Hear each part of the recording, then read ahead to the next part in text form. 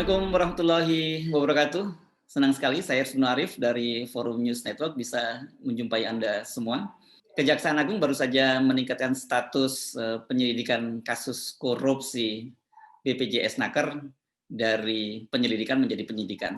Artinya dari sisi konstruksi hukum, Kejaksaan Agung sudah menemukan bukti-bukti kuat untuk menetapkan kasus ini ke penyidikan, dan dengan begitu kita akan segera mengetahui siapa saja yang akan menjadi tersangka dalam kasus ini. Kasusnya ini cukup besar, sekitar 43 triliun ini, jadi termasuk korupsi jumbo gitu.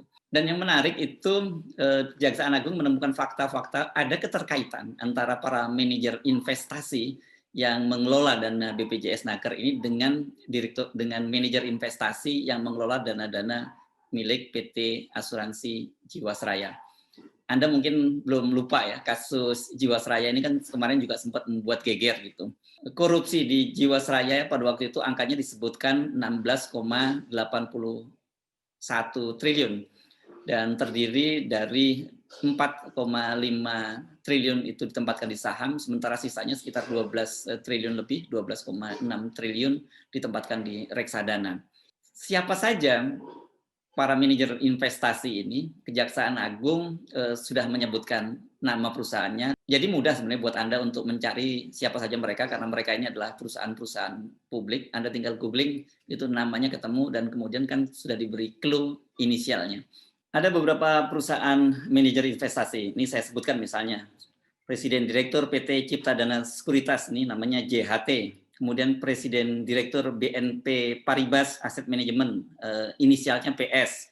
Ada lagi, kemudian yakni MTT, ini selaku Presiden Direktur PT Schroeder Investment Management Indonesia, kemudian WW selaku Direktur Utama PT Samuel Sekuritas Indonesia, dan OB, ini bukan office boy ya, selaku Direktur PT Krishna Sekuritas. Selain itu, Kejaksaan Agung juga sudah menjadwalkan memeriksa sejumlah orang dalam di BPJS Naker. Levelnya ini di bawah direktur, yakni deputy direktur dan kemudian asisten deputy direktur. Tapi tidak tertutup kemungkinan akan muncul tersangka-tersangka baru atau orang-orang baru yang akan diperiksa oleh Kejaksaan Agung.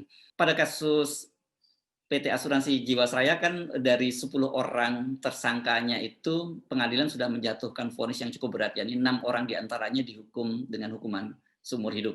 Di luar PT Jiwasraya dan BPJS Naker ini, Kejaksaan Agung juga sebenarnya sekarang ini sedang menangani kasus korupsi besar lainnya, yakni di kasus di PT Asabri.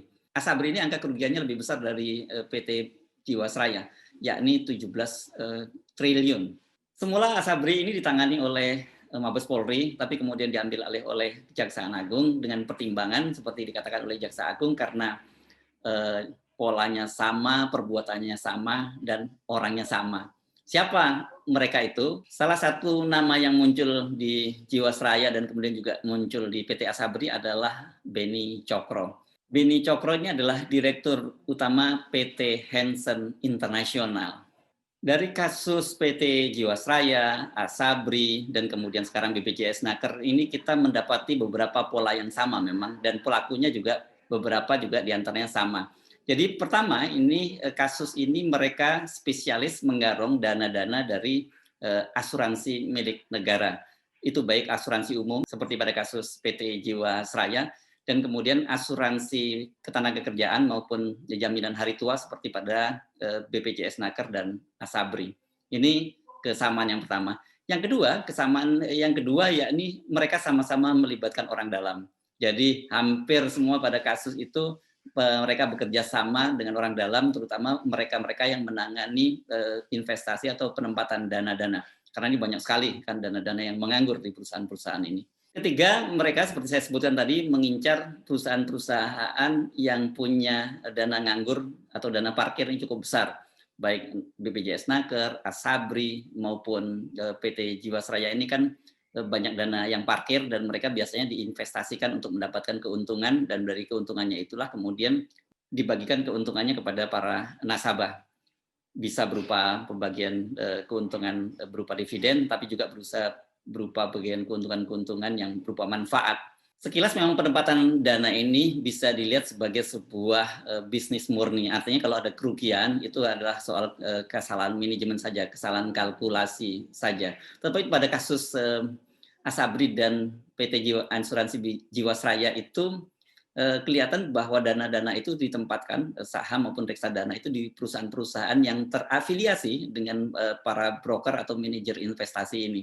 Kesamaan yang keempat, dana-dana korupsi ini kemudian ditempatkan dalam instrumen-instrumen lain yang modusnya berupa pencucian uang gitu. Dalam kasus PT Asuransi Jiwasraya di persidangan, jaksa penuntut membeberkan setidaknya ada 12 modus yang dilakukan oleh Beni Cokro. Ini jadi betul-betul soalnya sangat rumit dan hanya orang-orang yang memahami bagaimana mekanisme pencucian uang yang bisa melakukannya.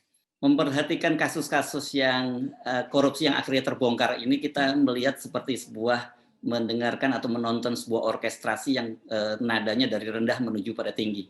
Kita coba kita perhatikan. Asuransi Jiwasraya itu kerugian 16,81 triliun. Kemudian pada Asabri angkanya meningkat menjadi 17 triliun. Dan kemudian pada BPJS Naker ini angkanya melompat tinggi sampai lebih dari 2 kali lipat, yakni 43 triliun. Rupanya ada spesialis garong yang mengincar dana-dana nganggur di sejumlah asuransi milik perusahaan negara. Dan mereka ini bekerja sama dengan para direksi maupun orang dalam di perusahaan-perusahaan negara itu. Seperti halnya dalam kasus PT Asuransi Jiwasraya, memang Kejaksaan Agung dalam hal ini negara berhasil menyita aset-aset para pelaku korupsi. Tetapi kan kita tahu aset-aset ini biasanya tidak liquid karena ditempatkan dalam barang, benda mewah, mobil-mobil mewah, dan aset-aset lainnya yang tentu saja tidak liquid, perlu proses untuk mencairkannya. Belum lagi nanti appraisalnya atau nilai perkiraannya itu biasanya jauh lebih rendah dari yang mereka korupsi. Mereka ini sangat sangat canggih, jadi mereka sudah menduga pasti kalau suatu saat misalnya terungkap, mereka tetap berhasil menyelamatkan aset-aset hasil korupsi itu. Jadi bagaimana dong kelanjutannya? Seperti dalam kasus Asuransi Jiwasraya, akhirnya pemerintah melakukan bailout. Bahkan jumlahnya jauh lebih besar dari angka kerugian disebutkan.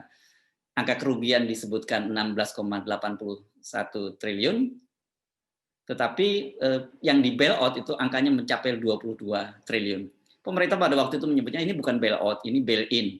Kita nggak perlu berdebat itu apa perbedaan dari bailout atau bail-in. Tapi yang pasti bahwa itu dana negara keluar untuk menalangi kerugian akibat korupsi yang dilakukan oleh para manajemen di perusahaan-perusahaan asuransi milik negara itu.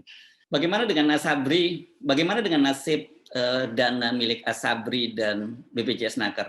Hampir dipastikan pemerintah harus menalanginya, harus melakukan bailout lagi. Walaupun kemudian mungkin saja pemerintah akan menyatakan bahwa itu bukan bailout. Dan jumlahnya sudah pasti lebih besar. Karena kerugiannya juga lebih besar. Asabri dan BPJS Naker ini posisinya jauh lebih gawat dibandingkan dengan asuransi Jiwasraya. Pada kasus asuransi Jiwasraya ini kan dana-dana para nasabah di situ memang ditempatkan ini dengan target untuk mendapatkan keuntungan yang lebih tinggi. Karena memang dijanjikan return yang lebih tinggi. Jadi artinya apa? Orang yang menempatkan dananya di asuransi Jiwasraya ini minimal adalah mereka yang punya kelebihan dana dan mereka ingin menginvestasikannya. Sementara pada Asabri dan BPJS Naker ini berkaitan dengan jutaan dana milik pekerja dan juga milik anggota TNI, Polri, dan mereka yang bekerja di lingkungan Departemen Pertahanan. Jadi betul-betul ini dana yang diharapkan dan akan menjadi tumpuan mereka-mereka ini yang telah mengabdi di perusahaan-perusahaan maupun di lembaga pemerintahan di masa hari tuanya. Jadi tidak mungkin kalau pemerintah tidak melakukan bailout. Ini jumlahnya sangat gede dan dampaknya memang sangat luar biasa sekali. Karena itu menggarong dana milik Jiwasraya, milik Asabri, dan kemudian terakhir ini milik BPJS Naker ini sama juga menggarong dana negara. Negara akan menalanginya, dan kalau negara menalanginya itu tentu saja sumbernya akan diambil dari APBN. Dan kalau APBN itu kan berarti juga dana rakyat, walaupun itu mungkin saja diperoleh dari utang-utang baik bilateral maupun multilateral. Dalam situasi seperti ini memang sangat berat buat pemerintah. Sekarang ini saja APBN kita saja sudah berat, utang sana utang sini, apalagi kalau harus ditambah beban untuk membailout kerugian negara akibat dana-dana di perusahaan milik BUMN yang dirampok oleh para spesialis rampok uang-uang negara. Saya Isman Arif, sampai jumpa. Assalamualaikum warahmatullahi wabarakatuh.